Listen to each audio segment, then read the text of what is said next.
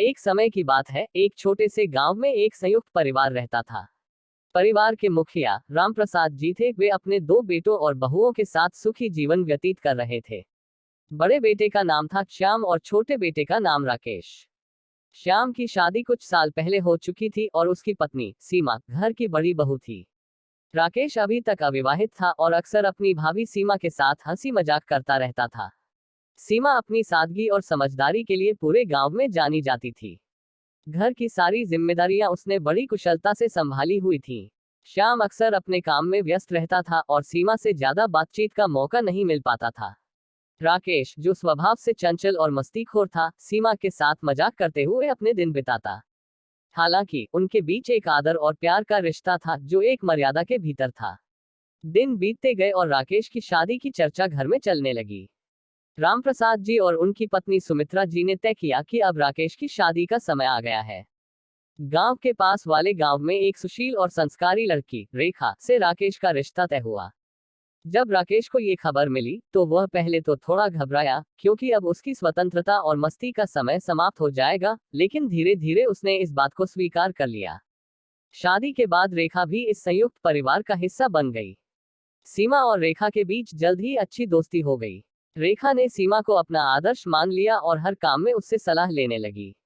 राकेश ने भी अपनी जिम्मेदारियों को समझना शुरू कर दिया और घर के कामों में हाथ बटाने लगा। अब वह पहले की तरह भाभी के साथ हंसी मजाक तो करता था, लेकिन एक नए तरह के सम्मान और समझदारी के साथ।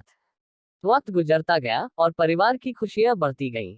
राकेश और सीमा का रिश्ता वही बना रहा, लेकिन अब उसमें एक नई गहराई और आदर जुड़ गया था। राकेश अब एक जिम्मेदार पति और भाई बन चुका था और सीमा ने भी रेखा को अपनी छोटी बहन के रूप में स्वीकार कर लिया था। इस तरह देवर भाभी का ये रिश्ता हंसी मजाक से शुरू होकर आदर, प्रेम और परिवार की एक मजबूत नींव पर खड़ा हो गया। विवाह के बाद राकेश और रेखा का जीवन सुखमय ढंग से आगे बढ़ने लगा। रेखा के आने से घर में नएपन का एहसास हुआ। वह भी अपनी सादगी और मधुर स्वभाव के कारण जल्दी ही परिवार में घुल मिल गई।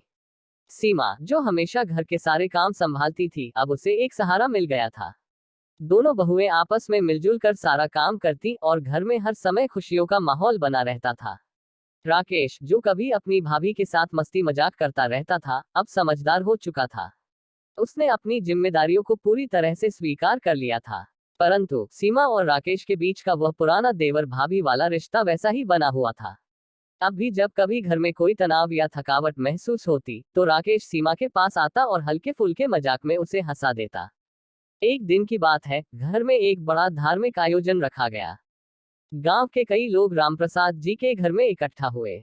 सीमा और रेखा ने आयोजन की सारी तैयारियों में अपनी भूमिका निभाई। आयोजन के दौरान राकेश और श्याम दोनों ने मिलकर अपने पिता के साथ अतिथियों का स्वागत किया। इस अवसर पर सीमा को देखकर राकेश ने मजाक में कहा, भाभी, आज तो आपने पूरा घर संभाल लिया है, कहीं हमें भी न संभालना पड़े। सीमा मुस्कुराए और बोली, अगर तुम अपनी जिम्मेदारियां ठीक से निभाओगे तो मुझे संभालने की जरूरत ही नहीं पड़ेगी। इस पर सभी लोग हंस पड़े और माहौल हल्का हो गया। इस बीच रेखा ने भी परिवार की परंपराओं और जिम्मेदारियों को समझते हुए सब कुछ अच्छे से संभाल लिया था। वह भी धीरे धीरे सीमा की तरह पूरे घर की रीढ़ बन गई थी। राकेश ने अपनी पत्नी को इस तरह परिवार में घुलते मिलते देखा और उसे गर्व महसूस हुआ। समय बीतता गया और अब रामप्रसाद जी ने अपने बेटों के हाथों में पूरी जिम्मेदारी सौंप दी थी। श्याम और राकेश ने मिलकर अपने पिता का व्यापार संभाल लिया। घर में सब कुछ शांति और प्रेम के साथ चल रहा था। राकेश और सीमा के बीच का रिश्ता अब हंसी मजाक से आगे बढ़कर गहरे सम्मान और समझ का बन चुका था। वहीं सीमा ने हमेशा की तरह राकेश को छोटा भाई ही माना, लेकिन अब वह उसे एक समझदार और जिम्मेदार व्यक्ति के रूप में भी देखती थी। राकेश ने भी यह महसूस किया कि उसकी भाभी न केवल घर की बड़ी बहू है, बल्कि वह पूरे परिवार की धुरी भी है जो सबको एक साथ बांधे रखती है। फिर एक दिन घर में एक और बड़ी खुशखबरी आई। रेखा मां बनने वाली थी। पूरे परिवार में खुशी का माहौल फैल गया। राकेश अब एक नए जीवन की जिम्मेदारी के लिए तैयार था। उसकी जीवन यात्रा का यह नया चरण उसकी जिम्मेदारियों को और बढ़ाने वाला था। सीमा ने भी इस खुशी के पल में रेखा के साथ पूरा सहयोग किया। इस तरह राकेश, रेखा, श्याम और सीमा के बीच का रिश्ता और भी मजबूत हो गया। देवर भाभी का वह हंसी मजाक वाला रिश्ता अब एक गहरे और सम्मानित संबंध में बदल चुका था, जहां पर सभी एक दूसरे के सुख दुख के साथी थे।